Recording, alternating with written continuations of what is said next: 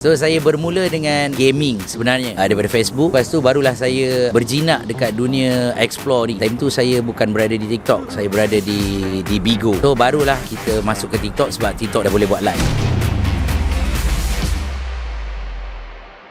Okey, boleh ceritakan sikit tak macam mana boleh menceburi bidang explorer ni? Okey, sebenarnya bidang explore ataupun lebih kepada dunia-dunia makhluk halus ni kan. Saya sebenarnya daripada kecil lagi, sebab atuk saya adalah seorang perawat dekat kampung. Time tu dekat Labuan Dia daripada kecil, so saya memang ikut dia. Kemana saja, siapa je yang kena rasuk ke apa, saya ikut. Tapi saya dalam keadaan yang tidur. Relax je duduk tepi walaupun kena rasuk, terbang-terbang kan. Daripada situ saya dah macam dah dalam dunia tu lah kan. So nak dijadikan cerita, benda ni semasa awal PKP, kita semua dilanda krisis ekonomi. So saya tak boleh nak menampung ekonomi saya. So saya bermula dengan gaming sebenarnya daripada Facebook. Lepas tu barulah saya berjinak dekat dunia explore ni. Time tu saya bukan berada di TikTok, saya berada di Bigo, Bigo Live. So barulah kita masuk ke TikTok sebab TikTok dah boleh buat live. So dekat situlah bermulanya. Saya bermula di TikTok. Masuk hari ni adalah setahun 6 bulan. Dan selama setahun 6 bulan ni lah tanpa cuti. Tanpa cuti, setahun 6 bulan means every day. Every day, every night. Memang tak ada cuti langsung, tak ada excuse langsung.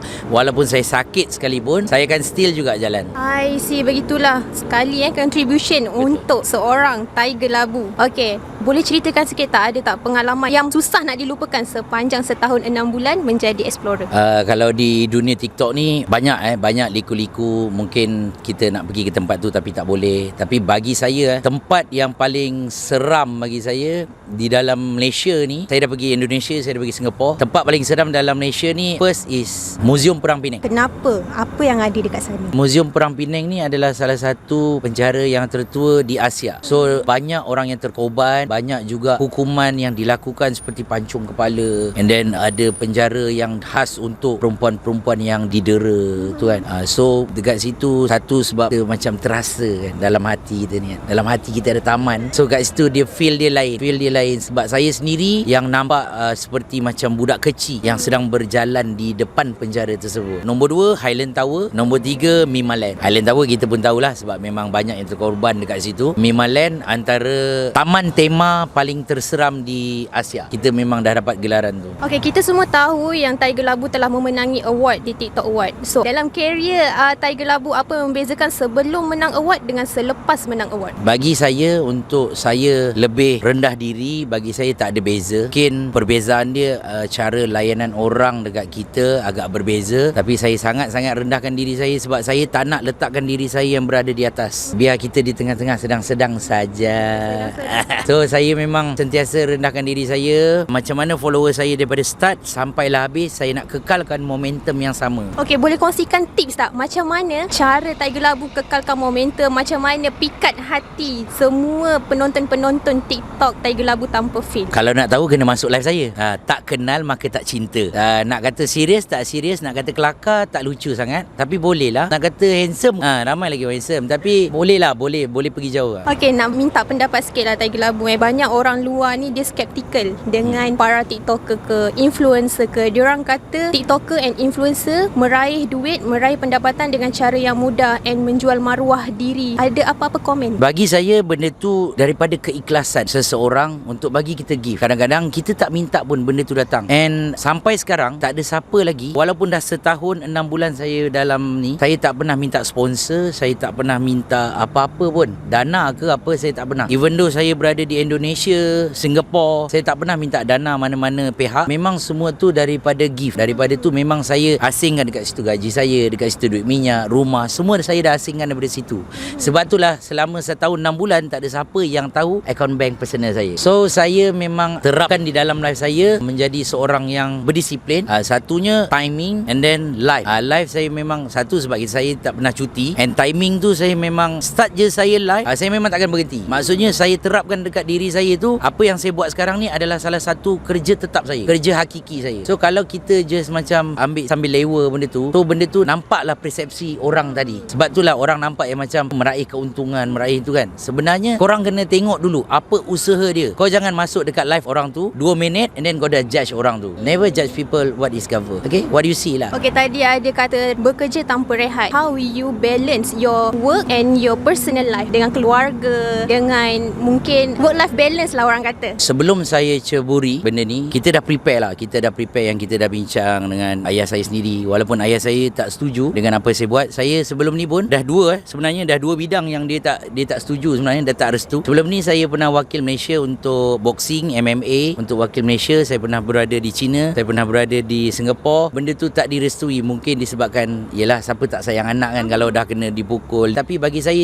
anggap itu sebagai satu cabaran. Tapi kita kena ingat, tanpa doa, tanpa restu, kita tak akan berjaya. So dengan yang ini pun, saya balancekan life saya. Mungkin kehidupan saya tak sama dengan orang lain. Mungkin kehidupan saya di waktu malam saja. Tapi tak adalah saya fully, kalau kau tidur siang tu kena tidur sampai ke petang. Sampai tak ada. Kalau saya ada kerja siang, saya akan bangun juga siang. Macam tu.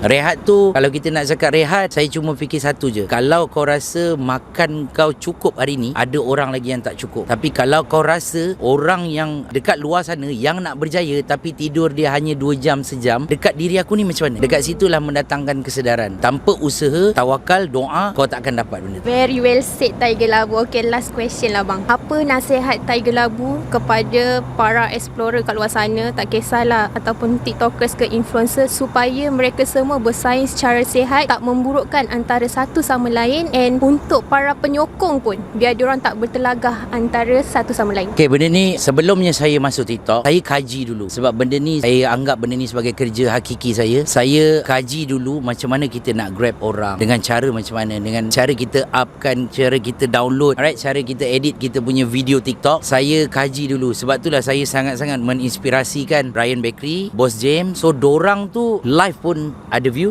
buat video TikTok pun ada view. So saya nak jadi orang yang macam tu. Sebab ada setengah di dalam TikTok ni, dia hanya menang dekat video TikTok, tapi bila live dia tak boleh nak interact, dia tak boleh nak bercakap secara macam mana di dalam video TikTok. Ada orang macam tu, kita tak boleh nak ni argue benda tu. So untuk tim-tim explore dekat luar sana pun, saya tak akan ada dekat mana saya berdiri sekarang dengan usaha saya. And saya tak pernah cakap buruk ke di dalam live saya untuk saya nak dapatkan sesuatu. Tidak, saya tak pernah gosip pasal orang pun untuk saya nak dapatkan sesuatu. Apa yang saya fikir setiap kali saya tekan live saya hanya berdoa dan tawakal dan usaha. Itu saja yang saya buat supaya saya kekalkan momentum saya di dalam live saya. Sebab kalau saya fikir orang lain belum tentu fikir pasal kita. So kalau orang yang kat luar sana, walaupun dia dalam bidang saya sekalipun, jangan sibuklah orang, jaga hal diri sendiri je. Itu je nasihat saya. Sedikit ucapan untuk para peminat Tiger Labu. Bagi peminat ataupun fan saya, lebih-lebih lagi kepada anak-anak Tiger di luar sana, terima kasih saya ucapkan. Saya tahu viewer saya bukan daripada setakat